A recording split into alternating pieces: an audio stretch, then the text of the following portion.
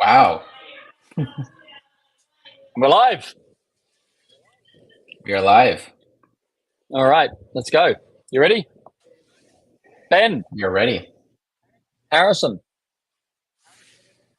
Okay, so what we're going to do, we go live officially on the clock, on the hour. So this is really just a quick summary for a few seconds, about 4 minutes on what is Service Six Sigma.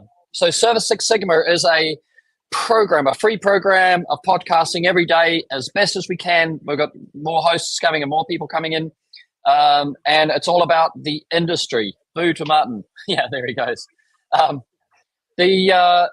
the game plan is that whilst the initial focus was going to be about being influencers, what we realize is as soon as you influence, you start in your own community, you start getting business, right? So there are 6 sectors to Service Six Sigma, and what happens is that as soon as you start to attract other people, so sector 1 is going to be called attraction, and you have attraction, you attract other people, right? Then what comes next? You got to sell them. That's right. I am so sorry. I was not paying attention. You got to sell them. So sector 2 is sales, right? Sector 3 is delivery, right? Tools and technique, route management. Some of that's under control as well, right? Now that you've got delivery happening and you've got more business coming in, and you're selling more business and getting your pricing right, and then you're starting to do delivery, and then you need to control systems and processes. Everything comes back to systems and processes, right? So that's sector 4. Now that you've got control and you've got business and you've got systems and processes, you can now scale, right? You need to replicate. So that's called team, right? We might call it scale, actually. Scale might be a better term than team. And once you've scaled it, now you're rich. You've got money. So it's time to give back. So we've renamed community as giving, because we really feel strongly that we can give back to young people who are starting up, middle management guys who have been terminated from their jobs, from Google and YouTube and all those guys. Yeah, and they got to go out and do something, feed their families and everything. So that's where we might want to support those type of people. Maybe not, because they've got, but the other people are guys who have fallen off ladders, touch wood, and car accidents, guys who get their truck stolen or their gear stolen and stuff like that. So we really feel that there's an abundance of people that we can help and support. So that's the giving. So we're going to, every time that we have a conversation, it'll be in one of those 6 categories. Today's conversation is about elevator pitch, which is actually, and it's in the attraction and the beginning of the sales process, right? But we'll leave it in attraction because you're really just trying to catch somebody's attention.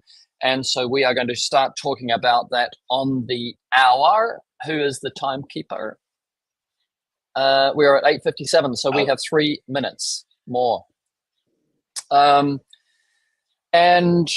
then, so let's go back to the influencer thing, which was the initial thought that we had when Ben approached me and said, "Hey, your social media sucks, and I can help you."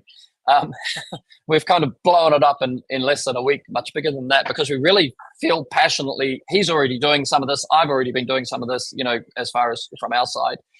And so we've still got this passion, isn't it? And Harrison, yeah, me and Harrison, same. And so then what we've got is this passion to help. But we're all marketers. We all love influencing other people's. But the young guys have got more knowledge about Instagram and TikTok and all that sort of thing than people like my age. So that's what we're doing, and we recognize very much you don't have to be part of any influencer program from an industry perspective, but we see very, very directly that there are community influencers where you influence your own community, choose your own business.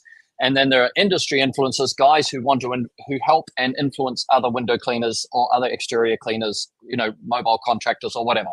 So, we are looking for suppliers, and we're in conversations with several where if you buy from them and you want to represent it and say how good it is and how it's changed the way you clean this or that, then you can get a benefit from being an industry influencer and influencing other people to take action towards those brands. But you are not part of any industry influencer program until you've signed an agreement with an industry supplier of sorts. And the rest of the time, the program's free, no commitment. Be a fly on the wall or register at service6sigma.com so we know who you are, right? We'd love that. David Kaznowska is here. He's one of my old mates as well. And Noah is in the house. Great. All right. I think, are we on the dot for, let's go. Over to you, Ben. 9 o'clock. The alarm's going off.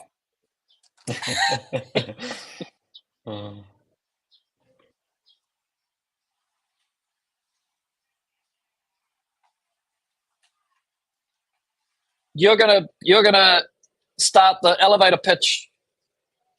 Something there. I am. Oh, this guy. Yes, that guy. Have we got it animated, or it's not animated? Elevator pitch. I don't think we're there yet. We're progressing. Oh, we don't have anything animated. Okay, so you just want we roll from here, right? Just roll. Okay. Yep. Okay, so here we go. Sorry, I thought you had a little intro thing, for me to take a breath. All right, let's go. So, welcome everybody to Service Six Sigma, where every day we talk about something that'll affect you and your business. And today's 1 hour is very much okay. Martin Byrne, Ben is going to reach out to you, Martin, in the background, and he's going to bring you in, right? Because we're looking for any of you who want to come live, but it's about elevator pitches. You've either got one and you want to share it, or you haven't got one, and we're going to help you work on it. So at the very beginning, I want to share the one which influenced me and impacted me. Harrison, you're going to have a bit of a chuckle here. But when I was a window cleaner, I employed a guy called Pete. Right? And Pete had his own little elevator pitch. He would turn up at the door of the window cleaner, and the door would open, and he'd go, "Mrs. Jones, today is your lucky day," right? And Mrs. Jones would go, "What and why?" Right? And he'd go, "Because I'm Pete, the amazing window cleaner, and I'm here to clean your windows. May I come in?" And then he'd say, "By the way, I'm going to take my shoes off so that I don't dirty your house." And they go, no, because in Australia, that's not really a thing, right? So he would say, no, I insist, I've got my little booties and stuff like that. So he had his own little pitch that got him in the door, right? What I want to do, just as a, I'm going to come to that later. Ben has disappeared off screen. There he is. Okay, that's great. So that was Pete, the amazing window cleaner. So what we're going to do is talk about, let me read you this. The history of the elevator pitch, right? So the first one, the theory is that maybe it's not that long ago, but when Hollywood was booming, it was attracting a lot of people with great ideas for movies.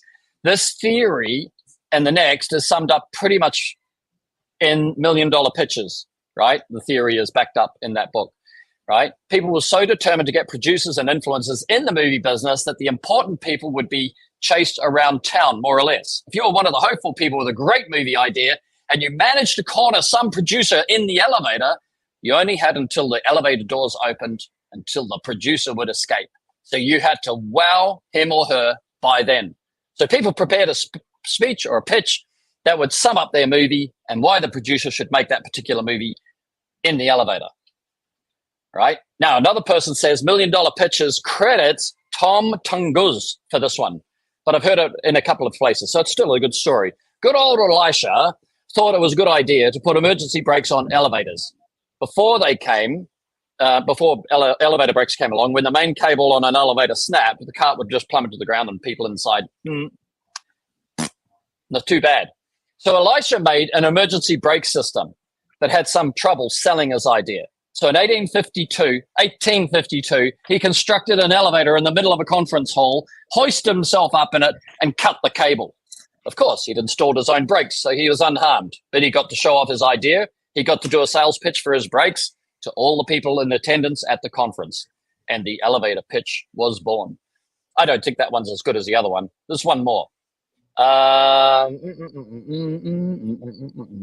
You can read the full version at The Confidant, but this guy's going to sum it up here. Phil Crosby was well-versed in the corporate structure in America in the 1970s and 80s, and he was pretty good at his job as a quality technician. He was so good that he trained others in his field to get better and eventually moved on to becoming a consultant.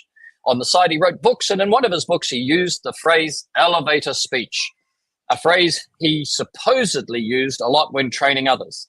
The idea was that whatever your job was in corporate America, there was always going to be a lot of people above you in the hierarchy that you needed to sell your ideas to if you wanted your ideas to materialize. He used to say to his trainees that they should have an elevator speech prepared if they had an idea to present. So whenever you'd meet your boss in the elevator, think Manhattan, huge buildings, slow elevators back then, right? You'd be able to articulate your idea in a good way and within the time it took to reach the end of the elevator trip. Now, in reality, we should probably modernize that and call it the escalator pitch, right? Because there's a lot of escalators where you meet people, right? And so if we jump to the next slide, this is this concept of being approachable and approaching people. Yep. So this is letting us know that it's actually in the attract and sales area. This is like, catching somebody so you can pitch to them. So we kind of got that wrong. There should be an attraction, but that's all right. All right, next one. And we'll crack on to this because this is, what is an elevator pitch? So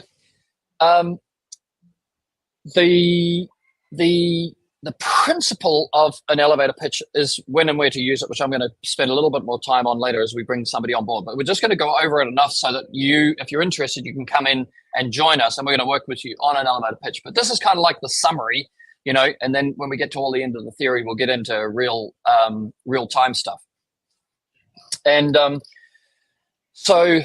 what we think is it's very much, that if you have a persona where you can approach people or be approached by people, then you want to be able to get their attention and tell your story. So it's a succinct and persuasive sales pitch for attraction, right? You're not giving a quote. You're not asking how big their house is. If you're doing home cleaning, you're not asking them, who's providing the service at the moment. You're not in that, in-depth investigation as to how you could be the provider of their what you're doing is trying to create a sense of curiosity in the other person. All right. So what we're going to do is develop a succinct and persuasive sales pitch, which gets people to understand why they should engage with you. So we're selling the sale. Next. All right. So we're going to go over how to create an elevator pitch.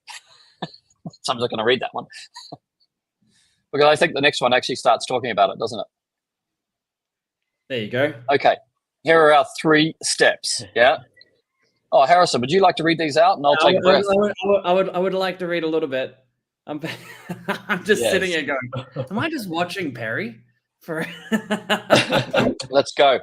I'm a viewer. We're going to get it out. All right. The elevator pitch. 1, when and how to use an elevator speech or pitch. Yep. Speech. 2, what to say in your elevator pitch. 3, what not to do in your elevator pitch. Speech.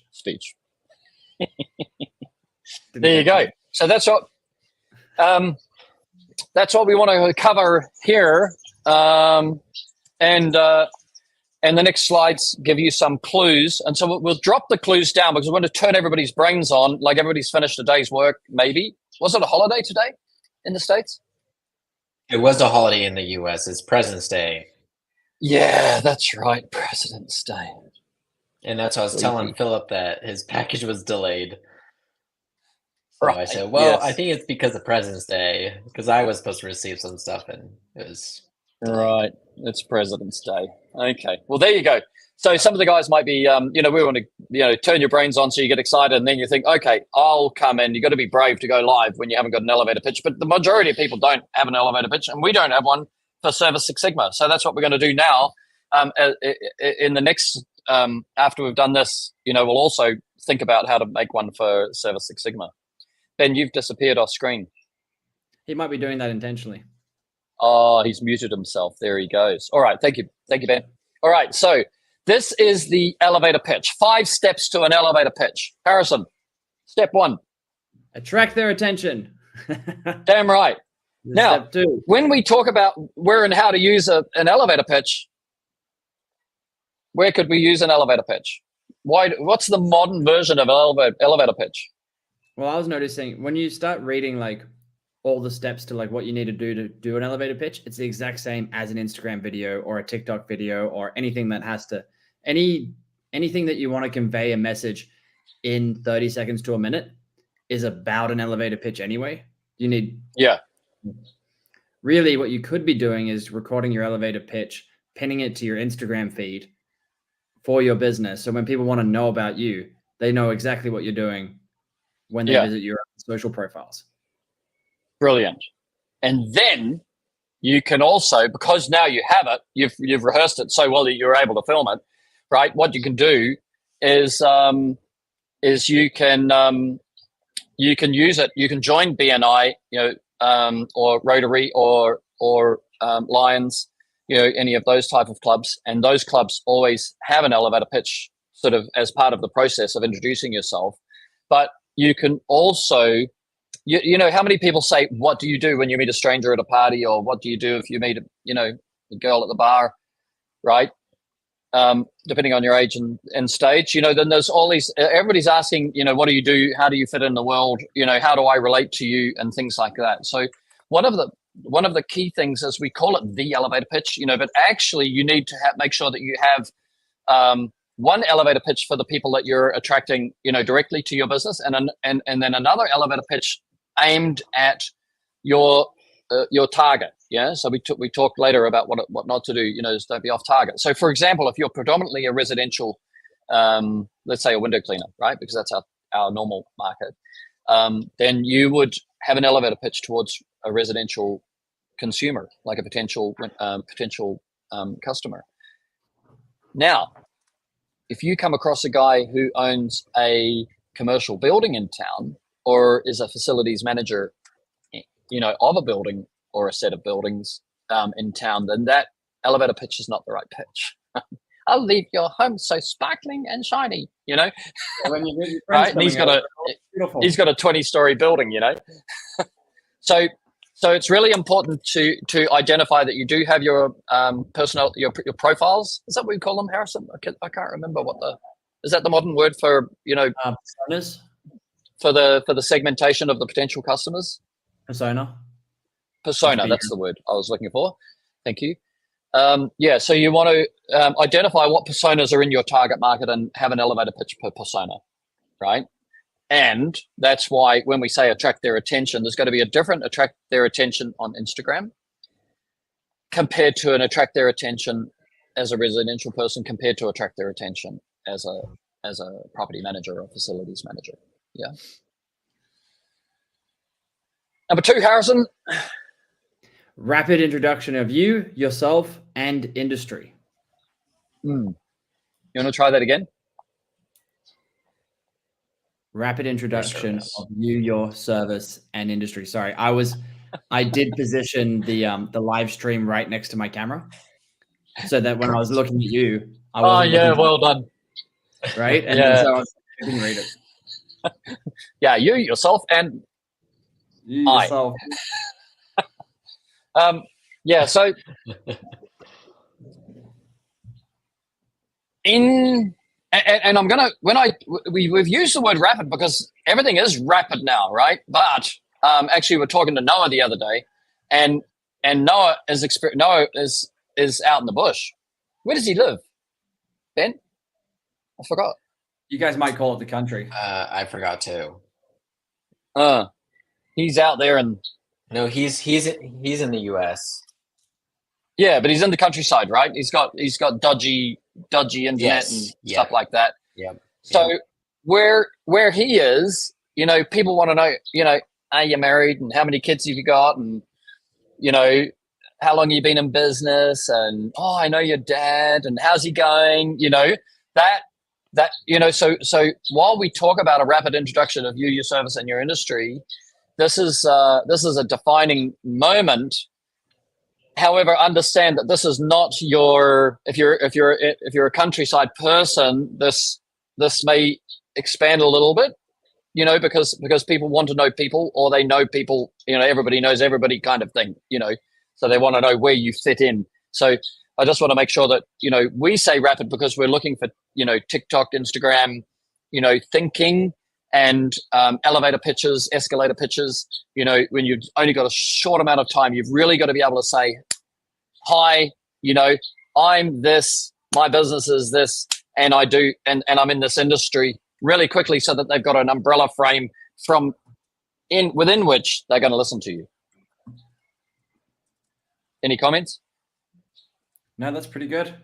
Except for the fact that I guess when you say rapid introduction, it's really just to be intentional about your point, about why, so it's not just, oh, this is who I am. I'm Harrison, Yes. Blah, blah, blah. It's because you need to introduce yourself. You need to introduce your company name and what you do, but you don't want to focus on that because that's not really going to engage the person you're talking to as much, right? They don't, they need that data, but they don't want that data necessarily. Yeah. They want to understand what's in it for them, what they're going to get out of this, what they need to hear. Yeah. So if 80% of communication is nonverbal, it's very important your facial expressions and your tones that you use, which carry elements of certainty, confidence, professionalism. That's your unspoken. Your words are just there to, I'm Ben from Epic Exterior Services, and I'm in the cleaning industry, or I'm in the home cleaning industry, or I'm in, exterior services cleaning industry, like that, but then we're straight into here. What is the problem that you're looking to solve that the customer might be experiencing? Yeah. So for example, for us, when we talk about reach it, we say, have you ever seen somebody, cleaning a home who climbs a ladder and then he reaches out over the ladder and he scrubs a window and then he takes his hand off there and he takes out something else and he cleans the window and, well, what we do is we get rid of all of that. Right. And then he's got to move his ladder to the next window. So, basically somebody can use a water-fed pole, which is a carbon fiber extendable pole. What we have, we replace the squeegee and the mop with a brush, right? And we pump demineralized water. So we actually just wash the window, right? But we can just go from window to window to window. And we only have to agitate on the upstroke, rinse on the downstroke, a little bit of industry talk, maybe not right. And then, basically, depending on the tools that he started with, we can help a window cleaner clean windows 10 times faster. Right. By the way, are you still climbing a ladder? Or if it's a customer, by the way, is your existing window cleaner still on ladders? Right? Or you know what I mean. So we can get close to what is the problem we're trying to solve. Then define how we solve the problem, which is what I ran on to, was number 4. Yeah. Number 4, no. Define the customer problem you solve. Number 3. Yep. And number 4. What is the problem? Yeah. So for a window cleaner, exterior services cleaner, what is the problem? Yeah, our problem that we solve and reach it is the ladder, pretty much. Yes. Yeah, that's and working at heights. Safety with a ladder, working at heights, time on glass, efficient, and then time on glass because the brush is faster. But from Ben's point of view, Ben's business, it's amazing how much money people pay to buy a house with an amazing view, whether it's a view of the ocean, a view of the countryside, a view of a golf course, or a view of a big backyard, right? And then they don't see it clearly because the glass that's meant to be invisible is dirty. That's not a bad problem that people can relate to. Yeah. Yeah. Or if you're in exterior services, it's amazing that people will have $1 million house, right? But when you actually get there, the driveway is black, the paths in the back are green, the north wall is like covered in algae and stuff like that. the gutters have got little black lines on them where they've overflown and stuff's been coming out, and the house just doesn't look $1 million. That's not a bad problem that somebody could relate to if they've got a dirty house. Yeah. Yeah. Yeah. Yeah.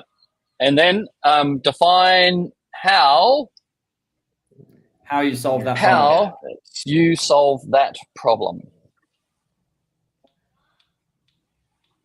Are you asking me or are you asking Ben, Pez? Yeah. Yeah.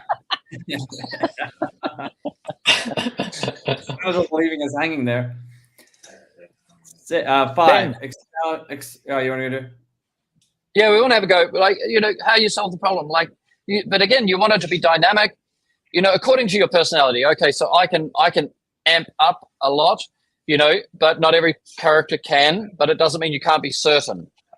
Yeah. Mm-hmm. And so it's just with certainty, that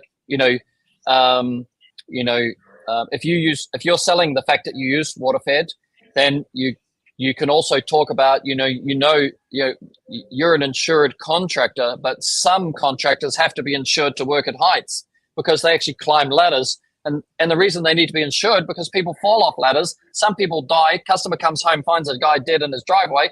Right? Like that's never going to happen if you use us. And you know what we understand is that we can leave the whole place sparkling clean. We can clean things that a window cleaner would never clean because we've just got a pole so we can reach under the eaves and all sorts of things. Like whatever. We're kind of spitballing because we're trying not to give all the answers away for what other guys would have, And then the final one is, Harrison. 5, expound or expand your key benefit. Why should they choose Yes, you?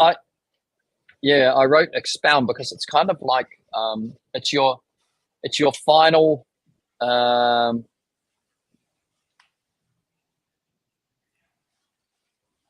3 seconds to go. And the guy's got the ball, and you got a chance at a touchdown.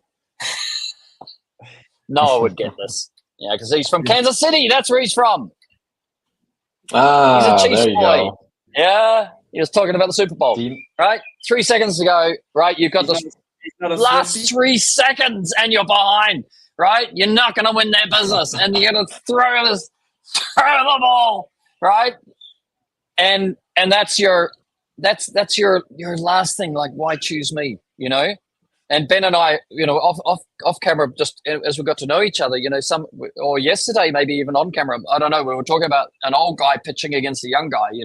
So you're going to have your thing as to why, like Rob Scott would go, I've been doing this for 30 years, so I'm the most professional guy in town. Nobody knows more than me about how to clean a home. So I would love the opportunity. Do you have WhatsApp? Do you have Messenger? Can I share my QR code with you? Can we stay in contact? Whatever your little tiny close. Or you could say we have the best reviews here in town. Everybody recommends us. See, that's what a young guy. We have video testimonials that talk. Yeah. But in my old mate Peter Thomas, in Perth, doesn't even have a website, so he can't say that. That's where you young guys are just able to crack I think on. That's similar like Window Sharks. Like when I looked them up, they really don't have a really good built website, which can be good in a good way. Like they they don't need to publicize their business as much. Like because everything is from their social media. Yeah. Well, their social media is insanely good. Yes.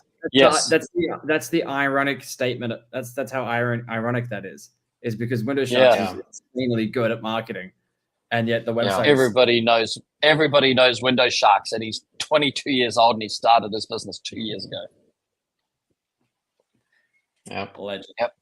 I did the math, and he's got I think he's got 3 trucks on the road. We'll get Vlad on board. Me and Vlad get on good. All right, so let's get into this. What do you not do? What do you not do, Harry? No jargon, no acronyms. Don't delete anything. I don't actually know why that's there. No, that's two lines as one thing. boring. Oh God, this is a ramble. Not ramble.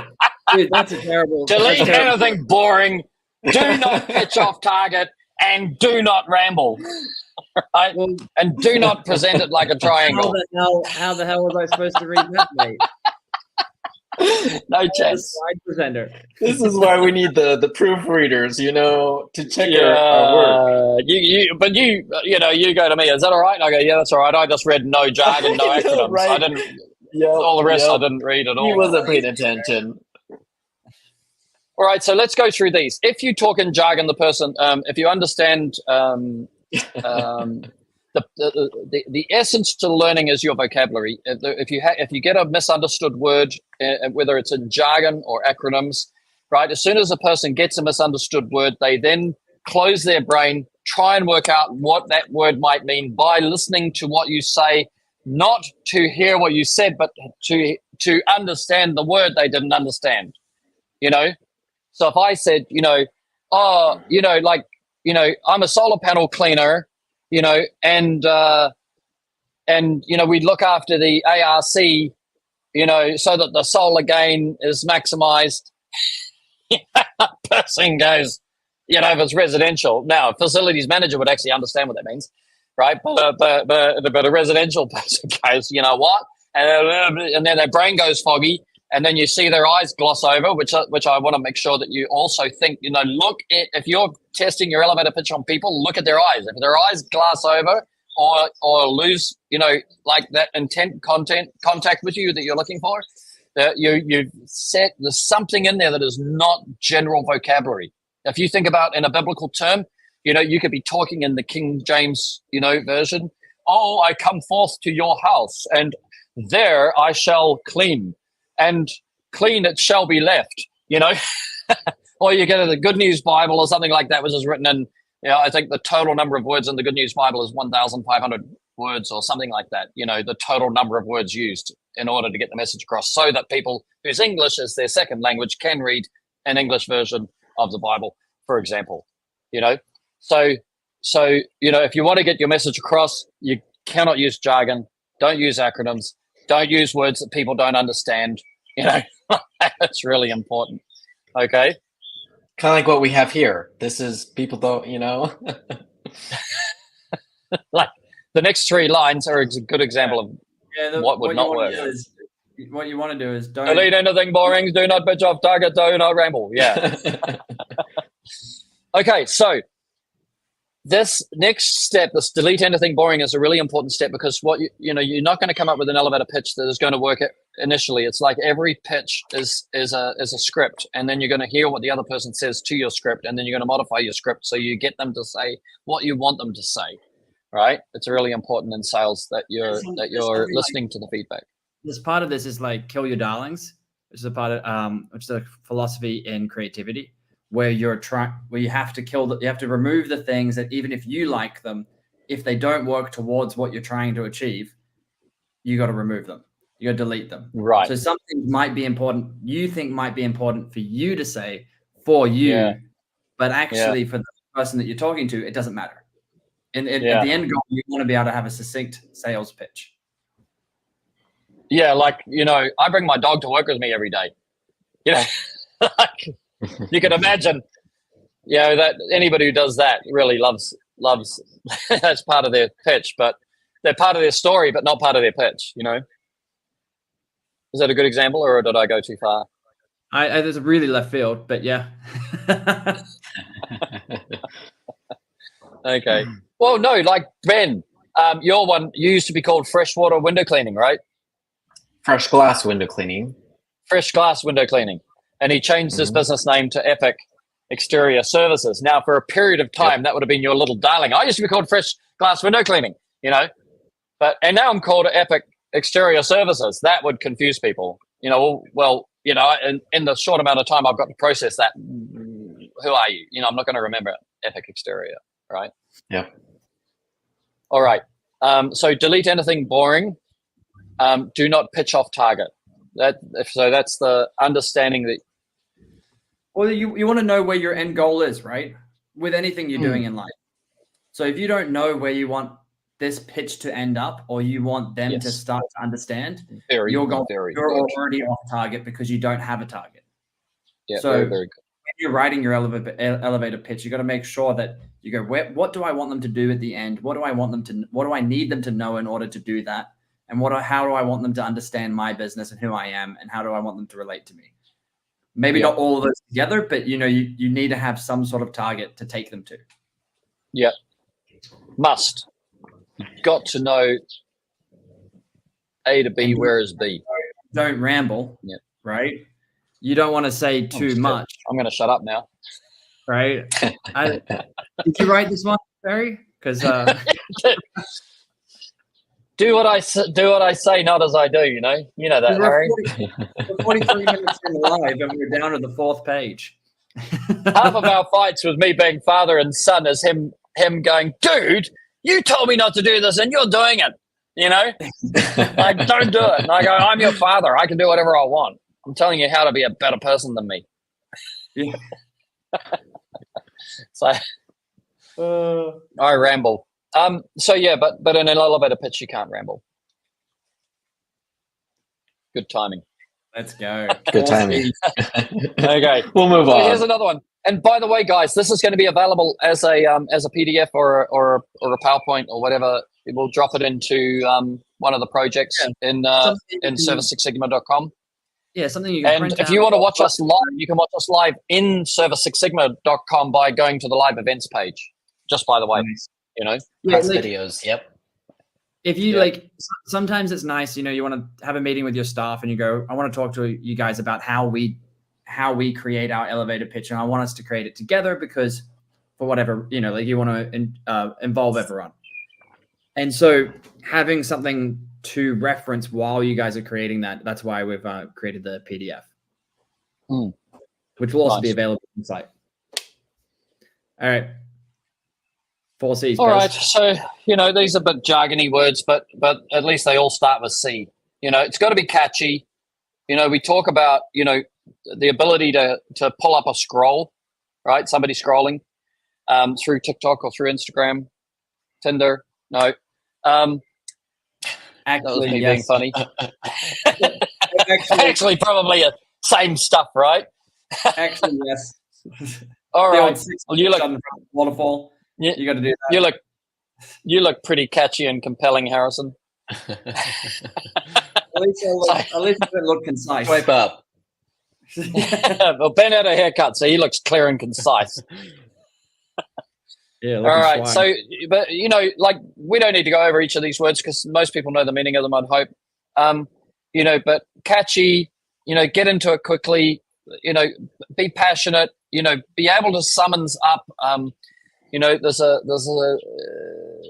in neurolinguistic programming, there's a thing called a state change, and we all do state changes, but we don't know we don't necessarily be able to articulate what is a state change. But a state change is the funniest state change in the whole world. If anybody's married, is that you've done something that has not appealed to your partner, and they have decided that they're going to let you know about that, and so you're 30 minutes into listening to what you need to hear about that, with a little bit of repetition probably, and the doorbell rings, and it's their friend at the door.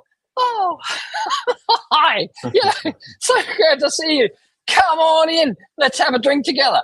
And you go, like what? What just happened? How come I can't create that state change? Like, can I just ring a doorbell?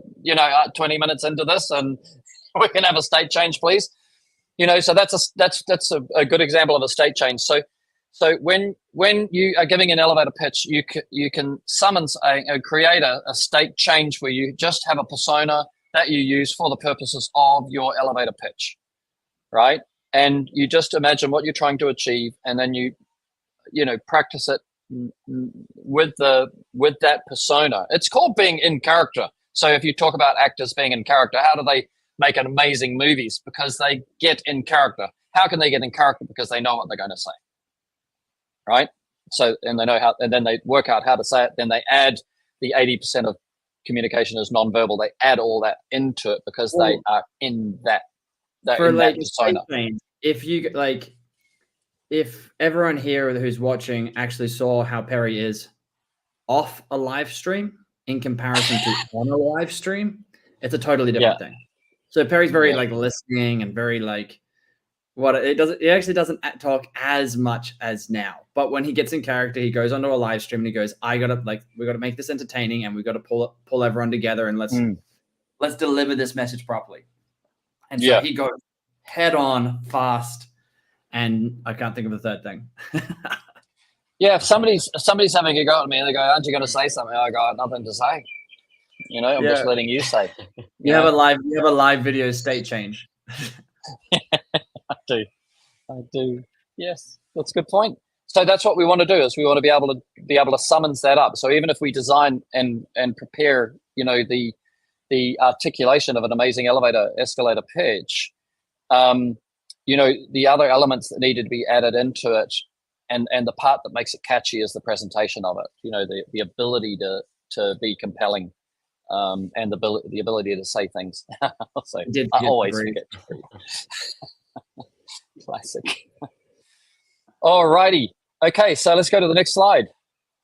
Oh, it's time. We got Martin here. I was going to hang on. Just before that, I'll see if I can make you laugh. Maybe. Where did I put it? Maybe keynote. Okay, you can try. I'm ready. All right, so I've already started. I asked ChatGPT what is an elevator pitch, right? So ChatGPT came back and said an elevator pitch is a concise and compelling summary of your idea, business, or product that can be delivered in the time it takes to ride an elevator or an escalator. Doesn't say that, but anyway. Usually in around 30 seconds to 2 minutes. It is designed to capture the attention of your audience, normally one person, but maybe not, maybe a group, and quickly convey the key points of what you're trying to communicate. The goal of an elevator pitch is to spark interest and generate further conversation or opportunities. It should be clear, engaging, and persuasive, leaving a lasting impression on the listener. So then I said to ChatGPT, well, can you give me an elevator pitch for a residential window cleaner? And ChatGPT came back to this in an instant, right? Hello, I am a professional residential window cleaner dedicated to making your home shine and your windows sparkle. With meticulous attention to detail and using high quality products, this is true, this came from ChatGPT. I guarantee you a streak-free and spotless finish every time. I don't think it's a good elevator pitch.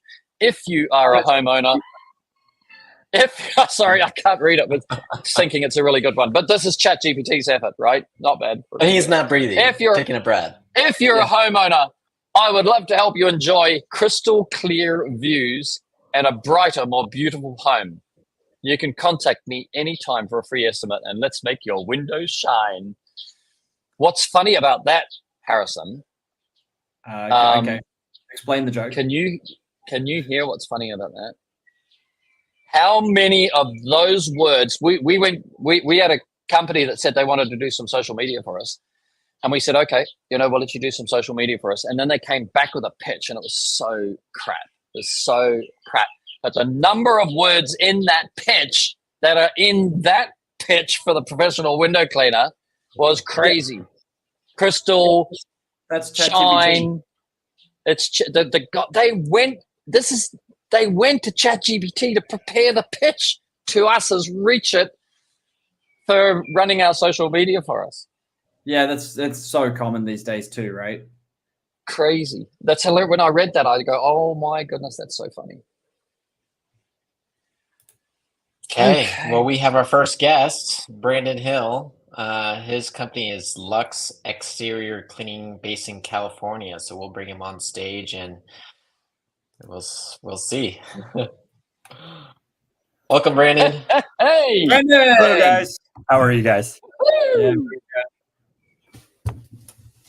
How are you, bud? Oh, not too shabby at all. A little bit of see. rain today, but it was good. Went out there and talked to some people and booked some appointments. So it was a lot of fun. Nice. So where are you? You're from the south? Yes. Talk slow, right? Down there. Yes, a week definitely can be. Depends on who Polite. you speak to, though. Yeah, polite. Yeah, that's what I found. I'm because I'm a Kiwi, lived in Australia, lived in China, lived in Vietnam, live in Thailand now, and I talk like a AK-47. I've noticed on the video. It's awesome. Great, yeah. So okay, so what is your objective in joining us today? Are you wanting to share an elevator pitch that you've developed, or are you looking for us to give you some assistance? Not that we know, we're not experts in elevator pitches, promise you, but we can brainstorm together. Yeah, no, I was actually told to see if I can come on and discuss what my takeaways are from the elevator pitch. I think I have a little bit of a difference of opinions on the purpose or how to go about doing the elevator pitch, but there's some key elements.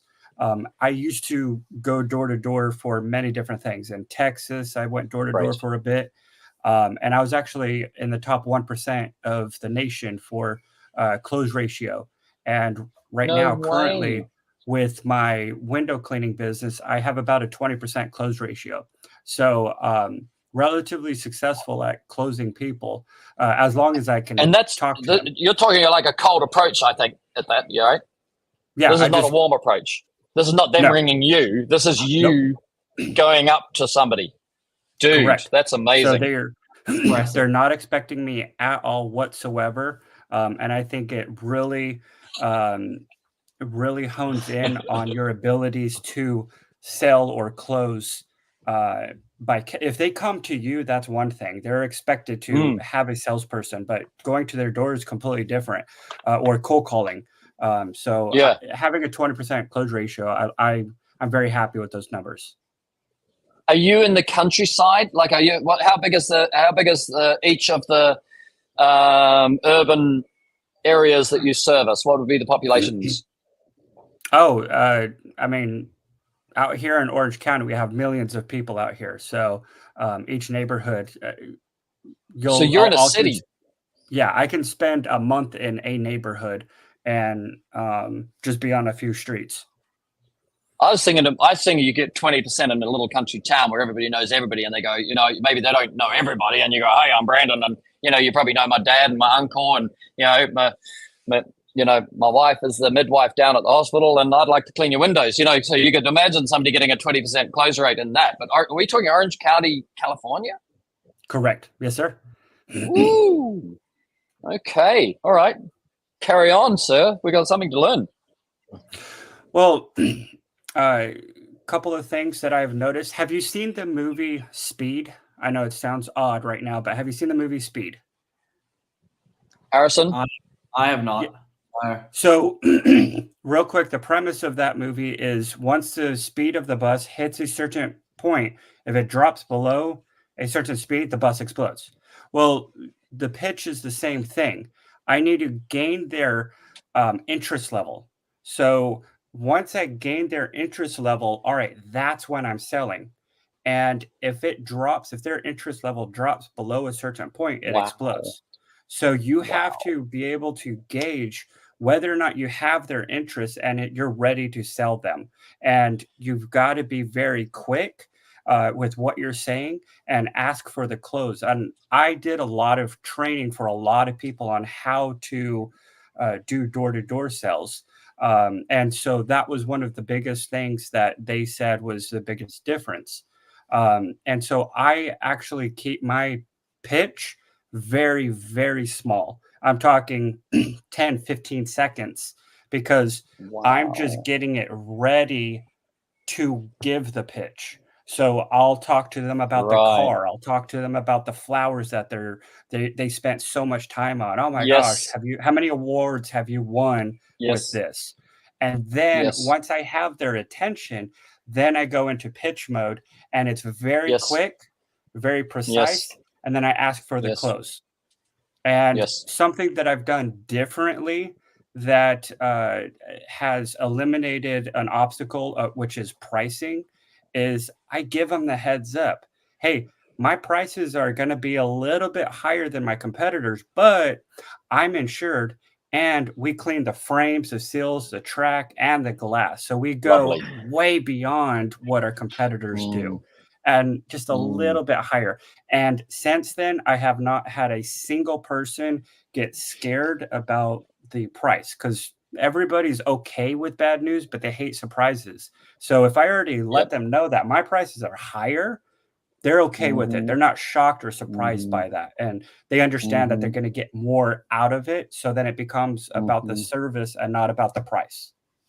I like that. By the way, when you stand at the door, if we go to door as a conversation slightly, because you've got enormous experience there, do you face the door or do you turn away from the door as the door opens?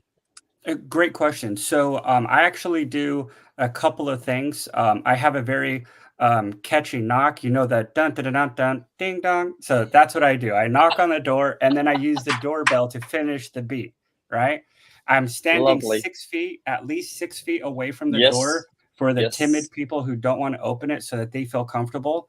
And they can look through their little eye hole and see all of you. And keep in mind, I've had people answer the door with, we'll just say, weapons, because they're scared. So I make sure that for my safety as well as theirs, that I'm standing away. And those people are always the ones that buy the service from me. So they're happy at the end. But as soon as they answer, I might turn towards a window and kind of give a demonstration of what I'm talking about. But primarily, I face the door and just keep eye contact and wave to them. And how tall? You look like, to me, you're 6 foot, 6'2", something like that. Unfortunately, I'm just under 6 foot. It was a slap in my face. I'm like 5'11" and a half. You know, if you go to Ron DeSantis, he's got special shoes. I know Trump's just bought out his golden shoes, but you can get those special Ron DeSantis shoes with a little extra heels in them if you want. There we go. You too could be 6 foot. Okay, yeah, but it's still ominous, isn't it? Like, that's one of the things because I'm 6'6" and I grew up door knocking, Oh yeah. And I used to sell encyclopedias and paintings, like I've done some weird stuff. And but I always recognize, if I stand on the door, I feel it, I feel the door. And then you got this little guy opening the door at 5 foot. I like what's happening. So I also learned to to knock on the door and then walk away from the door, so it's not like, it's not like, at least we can get close. I don't break his neck when he goes to say hello to me, Yeah. Perfect. Okay. So then, so yeah, go. Oh, I'm sorry. The only thing I was going to say when I was training all these people on going door to door is, as for the script, it's a little difficult, especially with people who are new, to memorize a script and have fluidness to it. Oh, there's a thumbs up. Have some sort of fluidness to it, where if the customer interrupts them and says something, it throws their whole script off and they don't know how to recover from it, and then they lose their person's interest. But if they have everything kind of bullet pointed and ready to just throw one in the chamber and shoot off that fact, then they can kind of flow with the pitch and be a little bit more confident with what they're presenting to the client to get them to say yes. Do you only do window cleaning? No, we do window cleaning, gutters, power exterior wash, as well, right?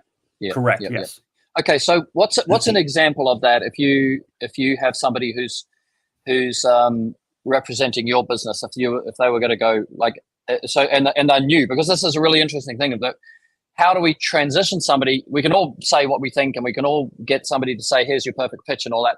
But the transition between nascent and novice and nervous and anxious and sweating.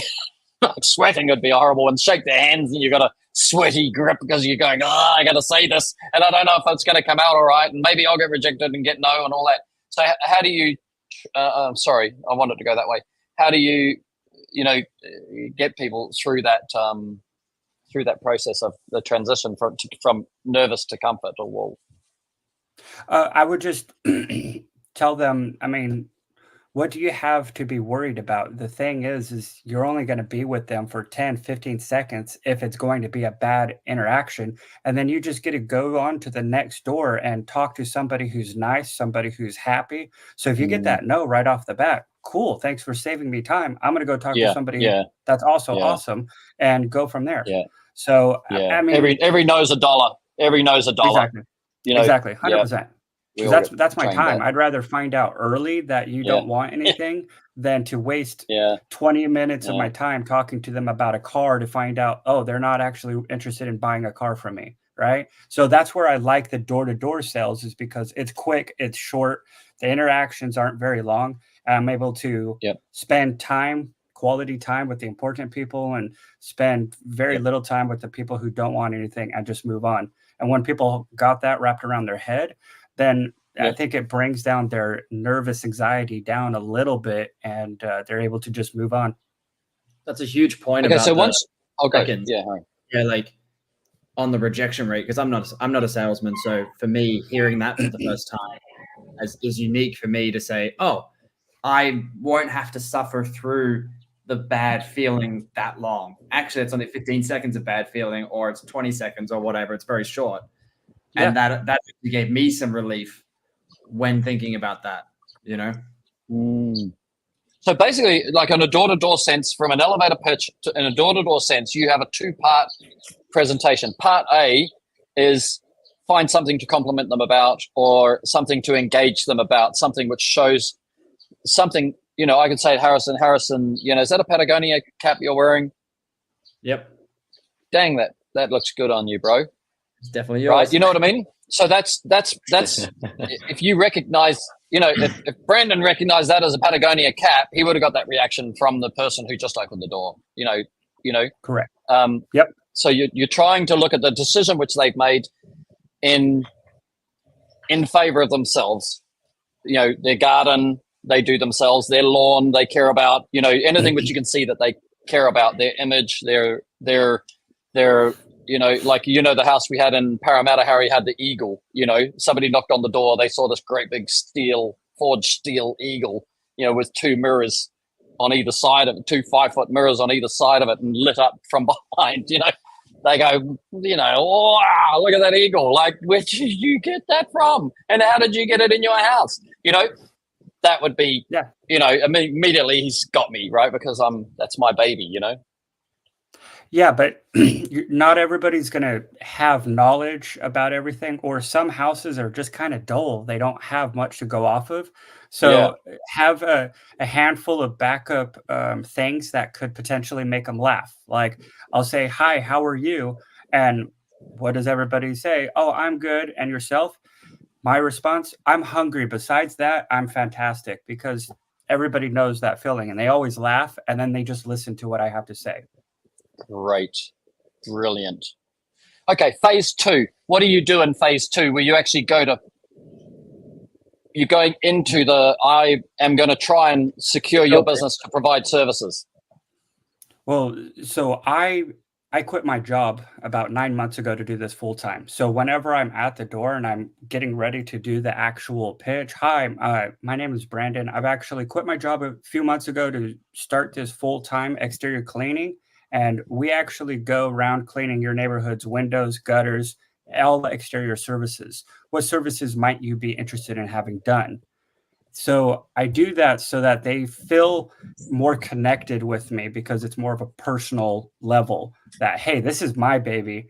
I'm not just some random person. This is my baby, and this is how I support my family, or whatever it is. So it has a little bit more of a strong emotional attachment to at least giving me an extra 10 seconds or an extra 15 seconds. Yeah, and this is my neighborhood. You know, it's my neighborhood. You know, your neighbors trust me already. You know, I just want to introduce myself, kind of thing. You know, that's the kind of essence, isn't it? Yeah. You know? And I mean, the thing is that people love to buy, but they hate to be sold. And if I'm just constantly trying to sell them on why they need to do this, that, and the other, they might not take it. But if I just talk about myself, be real with them, who doesn't want a clean house? It feels good. And so as long as you make it seem right, they're going to buy from you because they love to buy, but they don't want to feel sold. Are your prices higher than everybody else's? Ever so slightly, yes. Yes, they are. Right. And we're slowly increasing them until we get no's. I can afford to lose 15% of my people. I'd rather increase my price and lose 15% of my clients, and that way I have a stronger average per household. That's the lizard's tail, Ben. Yeah, the chameleon. Right? Not the chameleon. Ben about. You got to explain that. You haven't said anything all day. The tail? Can you remember the lizard's tail? I think you can. I can't remember the tail. Okay. So it's basically the logic is when you're growing a business, it's a little lizard or a gecko or whatever, right?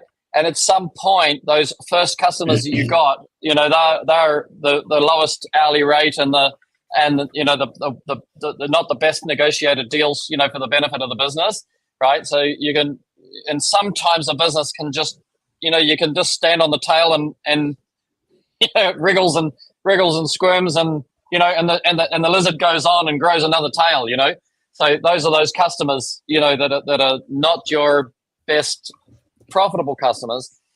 But that said, Brendan, which is going to be in another conversation, we can get you back, or we can make another Service Six Sigma, video call, because I used to sell franchises, and in our franchise group, we used to buy the lizard's tail off all our franchisees when we set up a new franchise.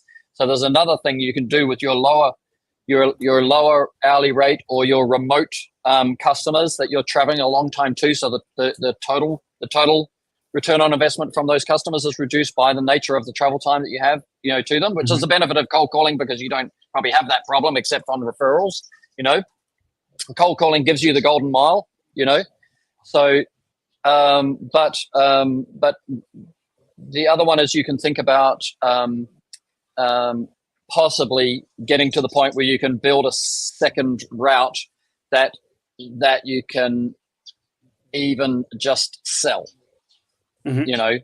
Possibly. Just depends how you want to scale. Some guys in our franchise organization would just keep one route for themselves with the best of their customers in the tightest area, and then they would just keep selling it, saying, I don't want to be any more than a single contractor. And the other guy says, I want to scale and I want 10 trucks, so then you keep those so you don't build your competition. I'm slowly actually moving more south. So I've got, we started with a 10-mile radius, and now we're at about 50-mile radius. And eventually we want more locations, even down in San Diego, to branch out and have a couple down there as well. So that's our goal. But right now, you're going to kick it along, bro. Yeah. And are you going to keep doing the door knocking? Oh, 100%. I love door knocking. Yeah, good man. Good man. The CEO should be at the front of the business, I believe. Correct. I think, of course, there's a point where you can't, but one imagines. But that it's so nice to know that you're customer facing when you're 100%. Yep. Yeah, good on you, bro. All right, we should. What we'll do, if with your permission, we would keep you in our contact base, and we'll definitely, maybe we'll just do a whole session on cold calling residential, and we could do a whole hour on it. Yeah. Yeah. I would love it. Wonderful. Yeah, great. No, well, I'm all power to you, bro, and congratulations on being able to quit your job and start a whole new life and taste the success so quickly. Yeah.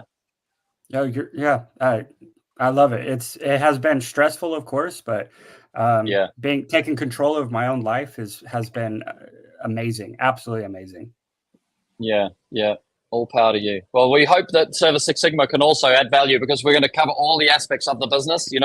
So there'll be areas where you'll have strengths and areas where you have weaknesses, and some of the people we talk to and meet and contribute. There'll be other stuff that you can pick up on and say, yeah, I'm going to do that with mine. Okay. Yeah. Okay, sweet. Fantastic. Perfect. Okay. Well, it was a pleasure meeting you guys. Thank you, Brandon. Likewise, Brandon. Okay. Cheers, bud. That was great. Amazing. Who's next? I think that's it. Martin had to leave. Oh no, boo! I know. I tried to keep him. I tried to hook him. What about can we play Noah's one? Yeah, let me pull that up because that'd be great to listen to. We're close to the hour, mate. We're close to the hour, so it's all right. We're good. Yep. No, you don't want to listen to it? As we can go out on Noah's one, and that'll be the hour. That's great. Oh, yes. Martin's still here. Is Martin still here? Oh, come on, Martin. Yep. Join us back. Come on. Here he is. No, that was just his text. Yeah. Me and Martin go back miles, but I don't even know what he looks like.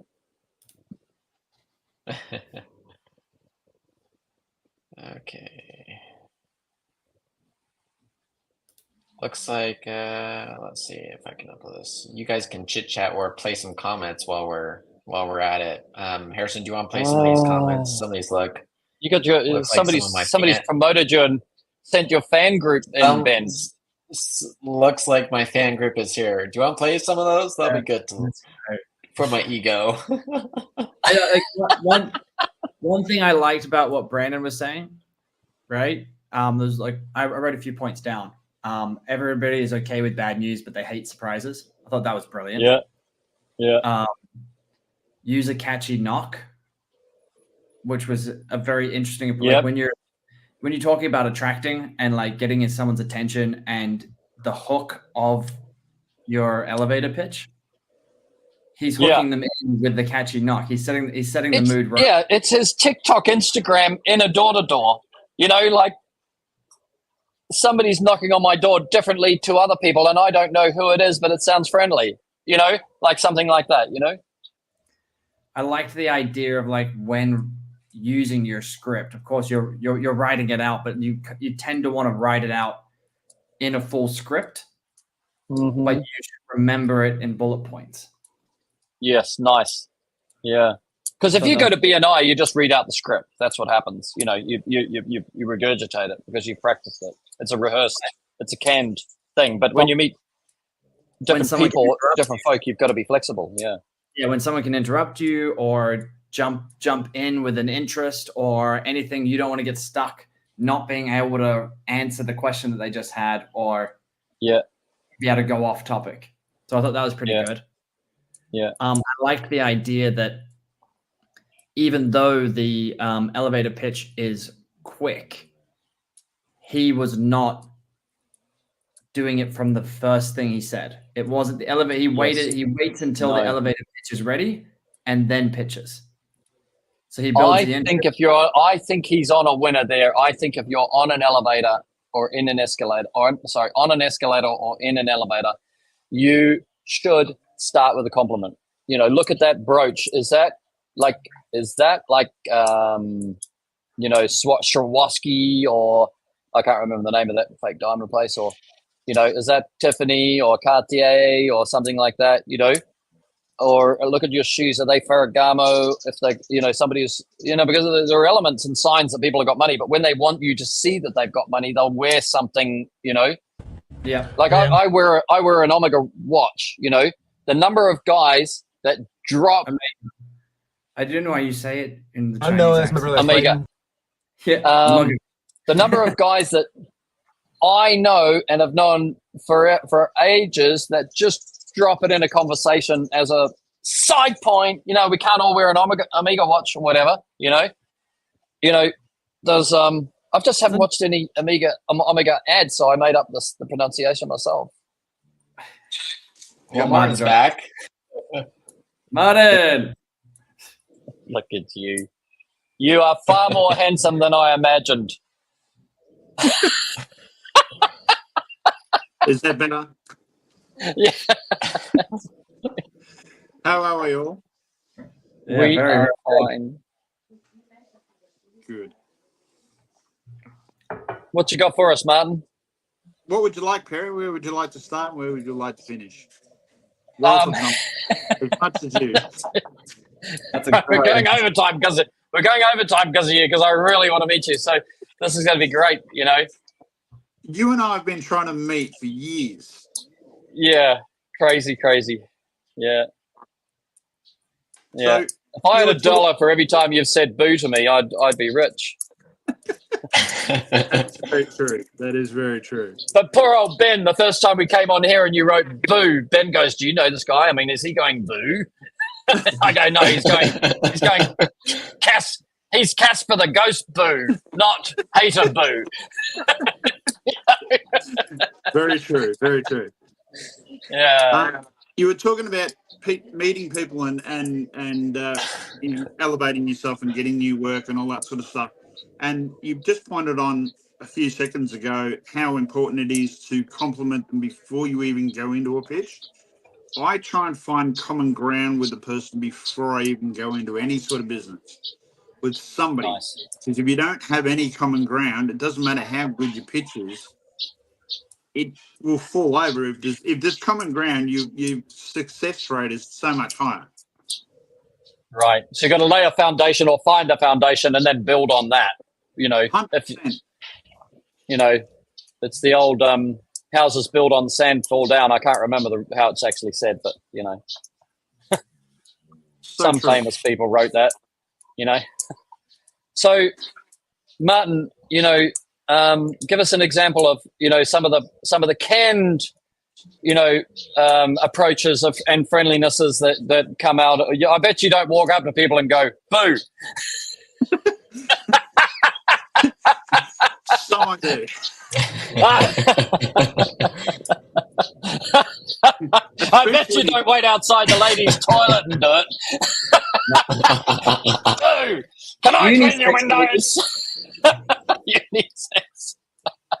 I am Welsh. I will say that. I've been known to do that. Most people go, "Oh my god!"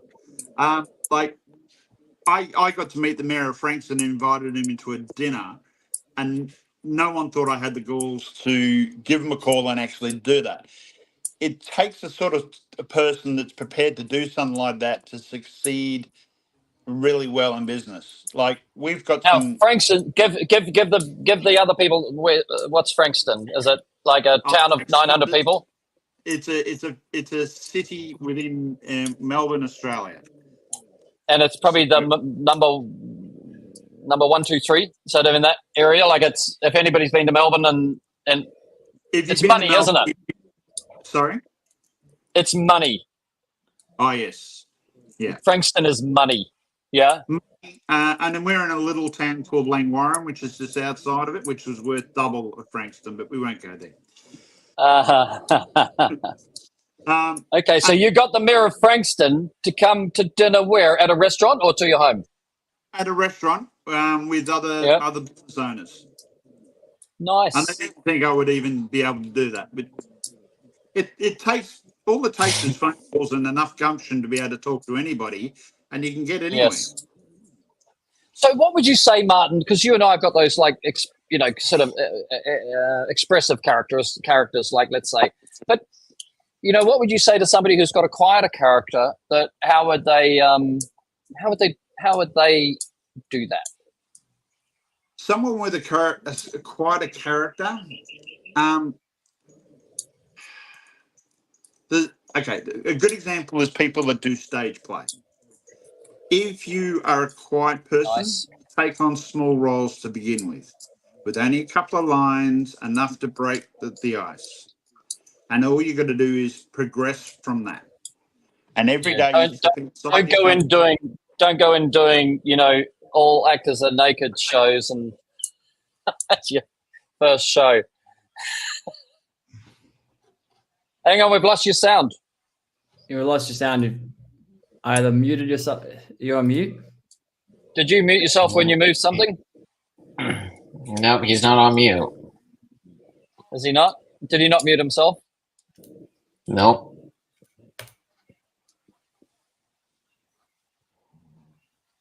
Well, what I know is what short people see when they meet Martin Byrne.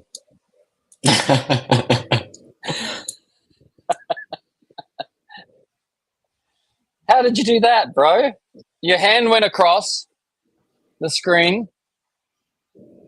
Yeah, and the sound disappeared. Yeah. Jump out, jump back in. Jump out, jump back in. Yeah. He's hilarious, right? It's fantastic. Well, He's totally right. We'll watch Noah's video while we wait on Martin. Okay. You know? Okay, great. This is Noah. Noah with alternative window cleaning. Talking about elevator pitches. For me, it's mentality.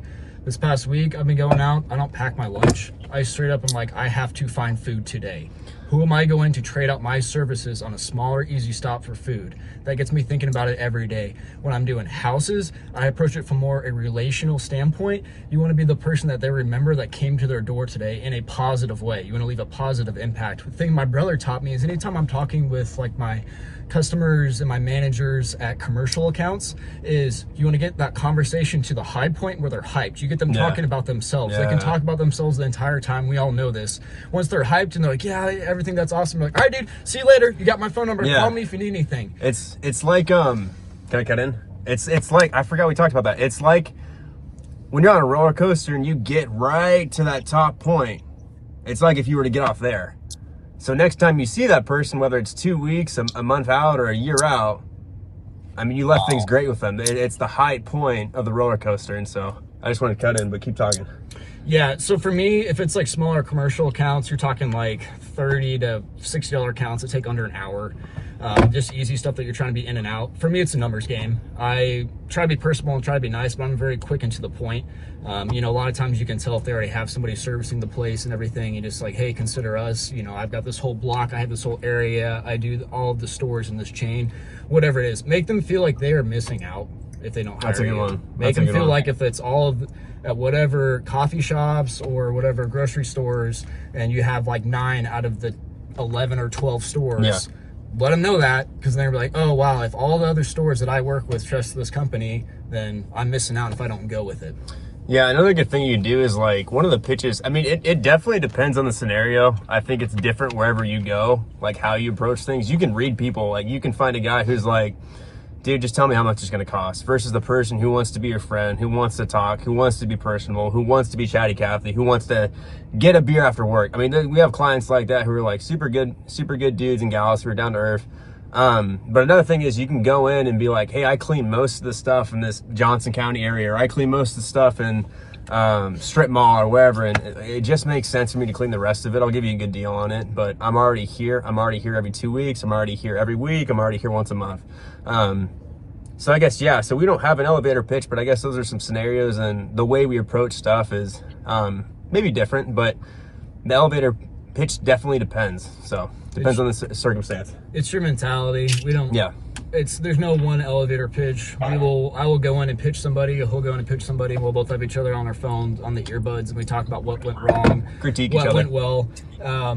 For me, it's mentality. It's going in like, I have to get this account. And you can tell if they're serious about it, if they just want the cheapest window cleaner and they're not going to have any loyalty to your service, and they're just wasting your time, realistically.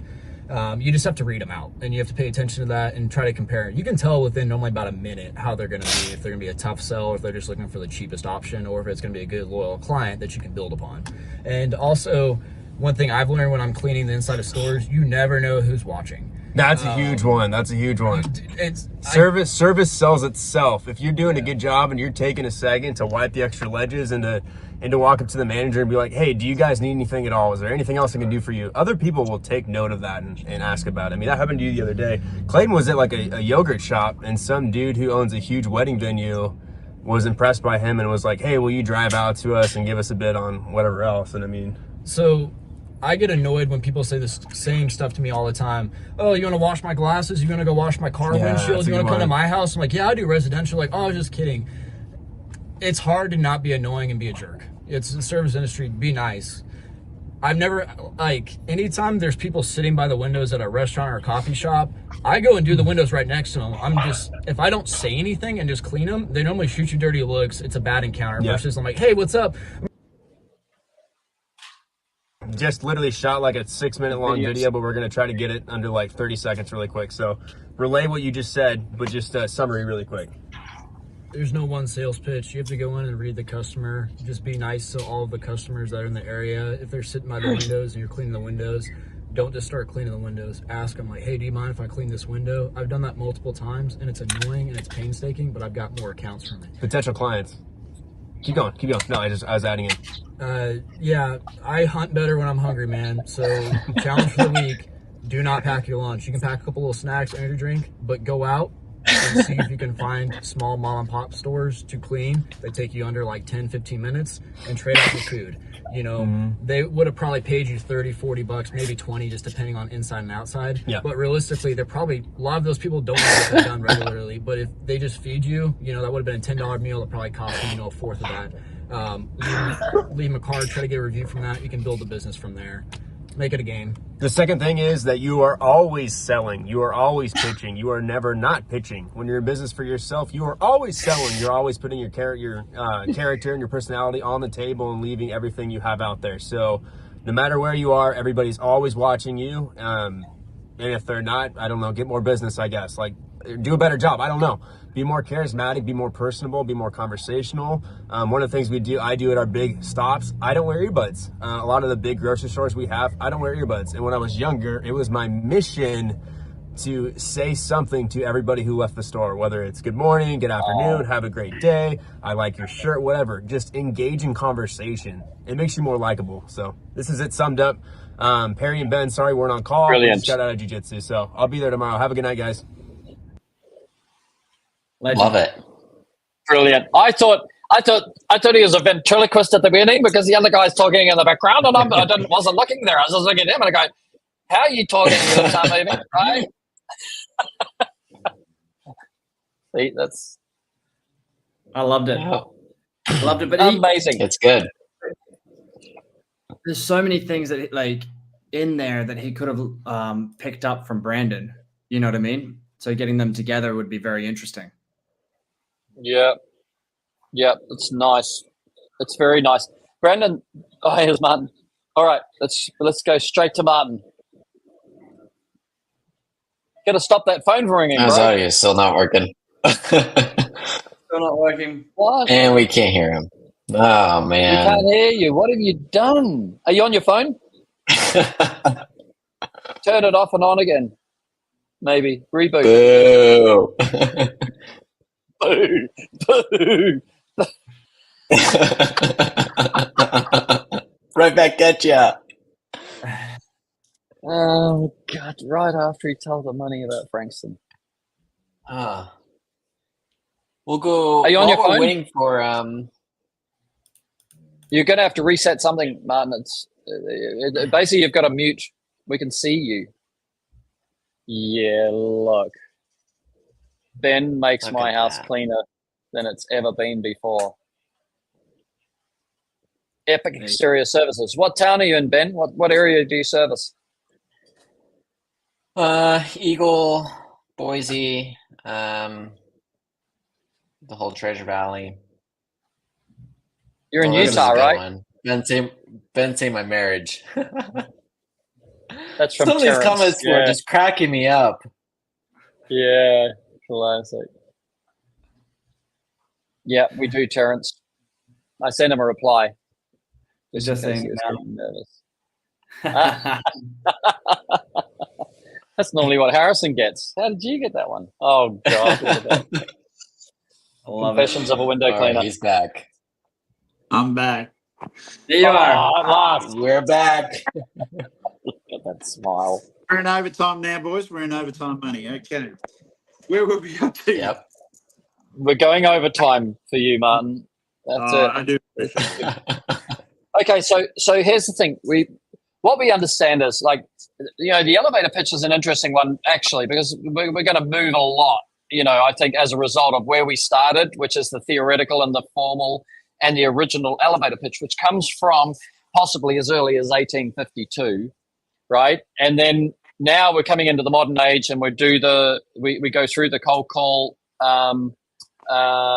generations, you know, where Brandon talked about, and you probably grew up a little bit of cold call. I grew up with cold call before telephones, you know, before mobile phones, you know, and now we're in this, you know, influencer age where people also use social media. However, you could listen to those two young guys and you go, you know, like the personal contact is still everything, isn't it? Like 100%. I make it a point of call that I might go out and actually get the sale and find the prospect. But on the very first call, I'm there. I'm there with the team. I make sure that it's done to the way that I want it. And the customer knows that if I'm not there in future, that they have me as a point of call to call on. And they love that. Yeah. Yeah. You build that relationship. So in you know, keeping us tight on elevator pitch, and the principle of elevator pitch is in the sector, the Sigma sector, where, you know, in the point about Six Sigma, if I just sort of recap, Six Sigma is the process of eliminating things that go wrong such that you end up as close to possible as perfection.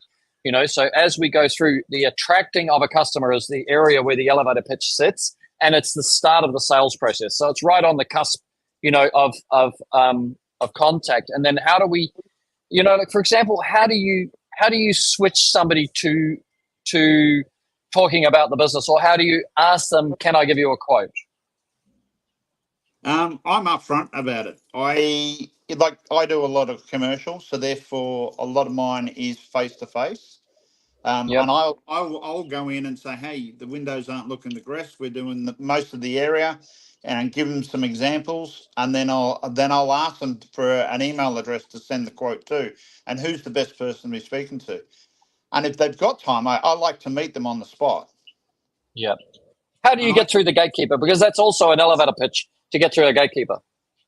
You've got to be a bit of you've got to be a talker. You've got to be a person that can flirt a bit. It helps to flirt. I was going to say, waiting for you to finish your answer, I was going to go, you got to be able to flirt. Well, and I can tell, Martin. Now, did you say that while your wife is sitting there? Actually, it was perfect. Is that your fifth wife or your first wife? No. She's not my wife. That is my supervisor. She is in charge of the group. Goodness me, and she has to learn your secrets? She knows my secrets. I've taught her how to do exactly what I do.